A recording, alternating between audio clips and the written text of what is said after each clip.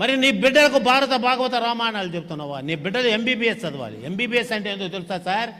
ఎం అంటే మహాభారతం, బి అంటే భగవద్గీత, బి అంటే భాగవతం, ఎస్ అంటే సంపూర్ణ రామాయణం.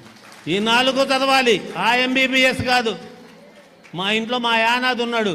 ఏదైనా బాగలేదంటే అదేందో ఆ తోటలో ఒకటి పోతారు సార్, ఏదో ఒక రసం తెచ్చి పిండుతారు సార్. అదేందో ఎవరికి చెప్పరట, వాళ్ళు చెప్పరు. ఎందుకు ఎంబీబీఎస్ ఇవన్నీ అనిపించింది నాకు. దానికి కారణం ఆరాధన, భగవంతుని మీద ఆరాధన. అది లేని బతుకు ఆవేదన. హైందవులకు ఎందుకు ఆ వేదన? మీరు పట్టించుకోరా పెద్దవాళ్ళు చెప్పే బోధన. వాళ్ళు ఎంత చేశారు శోధన, ఎంత గొప్పవాళ్ళు కాకపోతే అంత చేసుకుంటారు. ఆవేదన, ఆరాధన, ఆ దీవెన. జన్మను చేసుకోవాలి పావన, అది కావాలి ఆలాపన. బిడ్డకు అది తల్లి లాలన. బిడ్డ ఎదగాలంటే ఆ తల్లే ఉండాలి పరిపాలన. మగవాళ్ళం మేము ఉంటాం ఒక మూలన. అవునా కదా శివనారాయణ?